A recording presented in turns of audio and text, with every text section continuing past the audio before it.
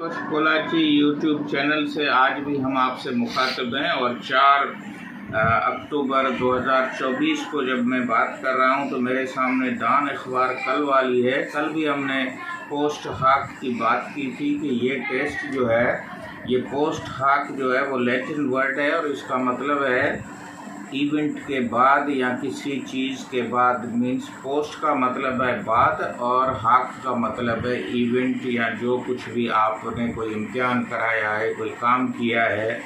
तो इसके मुख्तलिफ जो पहलू हैं उसमें कुछ जो माहिर होते हैं वो अपनी टेस्टें जो हैं वो इसमें रखते हैं और उनमें जो चीज़ें हैं वो देखी जाती हैं कि ग्रुप्स जो हैं वो किस तरह से उस टेस्ट को देख रहे हैं। तो इसमें जो है वो आपकी जो टेस्टें होती हैं उसमें एक तो अनोवा होती है, वो लाजमी इसमें to compare the groups. ANOVA का मतलब है एनालिसिस ऑफ वेरिएंस। और फिर जो है वो एक बोन फेरोनी टेस्ट है, एक शेफी टेस्ट है और एक टूकी टेस्ट है।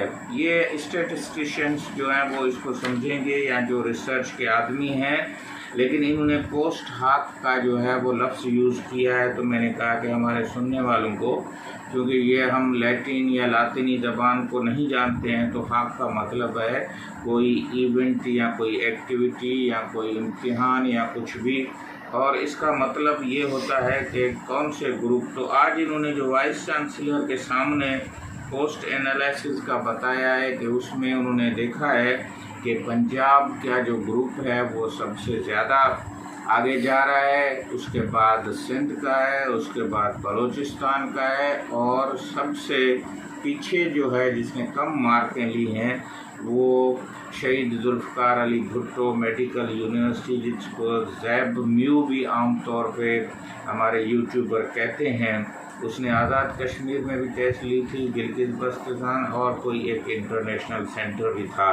तो उसकी टेस्ट जो है वो इस पोस्ट हाक में दिखा रही है कि उसकी जो बच्चे हैं उन्होंने कम परफॉर्म किया है।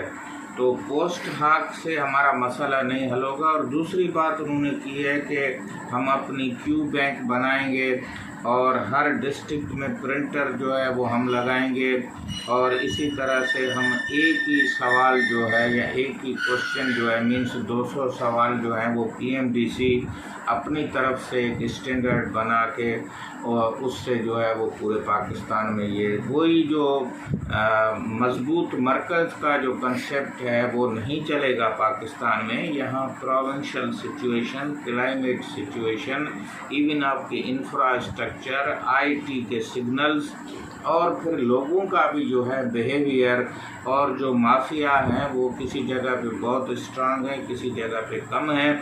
यहाँ पे पेपर लीक में स्ट्रांग है, पंजाब में जो है वो उनका अपना एक तरीका है कि जो क्वेश्चंस हैं वो आउट ऑफ सिलेबस उन पे इल्ज़ाम लगता है। और इसी तरह से केपीके में जो है वो टेक्नोलॉजी यूज़ होती है, सारा जोर जो है वो वहाँ पे लगाया जाता है। बलूचिस्तान में भी टेक्नोलॉजी, ब्लूटूथ और इस तरह की कोई चाइनीज़ की टेक्नोलॉजी है। तो इससे मसला नहीं हल होगा।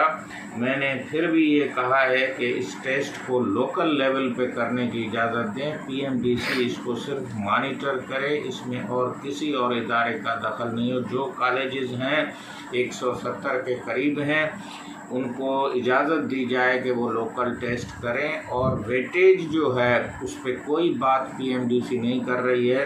तो मैं आज जो कोर्टों में केस चल रहे हैं, जो बच्चे एजिटेट कर रहे हैं, उनको पैगाम देना चाहता हूं कि इसको 50% पे रखना इंसाफ और फेयरनेस और नेचुरल जस्टिस के ख़िलाफ़ है। 12 साल की तालीम को 50% वेटेज है और 3 घंटे की टेस्ट जो है उसको 50% वेटेज है। और उस टेस्ट में भी तकरीबन जो है वो इस्लामाबाद वाले तो कह रहे हैं कि इसमें 30 सवाल जो हैं वो सही नहीं है। और इसी तरह लाहौर वाली जो एक वीडियो में देख रहा था कि 6000 के करीब कंप्लेंट्स हैं और जो इस्लामाबाद में वो भी 200 से ज़्यादा हैं। सिंध वाली तो अभी कंप्लेंट जो है वो कोर्टों में चली गई हैं, इस्लामाबाद भी कोर्टों में चली गई है।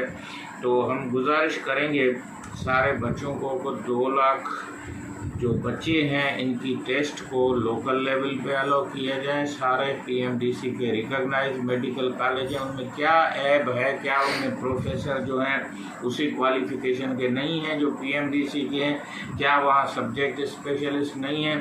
और फिर बोर्डों को इस टेस्ट ने जो नुकसान पहुँचाया है, तो बोर्डों के चेयरमैन की भी एक मीटिंग जो है या उनका नुमाइंदे को हमारी कोर्ट में भी बुलाए, पीएमडीसी भी बुलाए, वहाँ पे इम्प्रूवमेंट ला के जो शिकायतें हैं उनको दूर किया जाए और इस टेस्ट को सेंट्रल और पीएमडीसी के अंडर से निकाल के लोकल टेस्ट पे लिया जाए और इंटरव्यू का भी इसमें पोर्शन डाला जाए ताकि जो बच्चे हैं उनके जो हालात के मुताबिक नीड बेस्ड जो है वो भी एक किस्म का उनका जो है वो इनपुट उसमें होना चाहिए।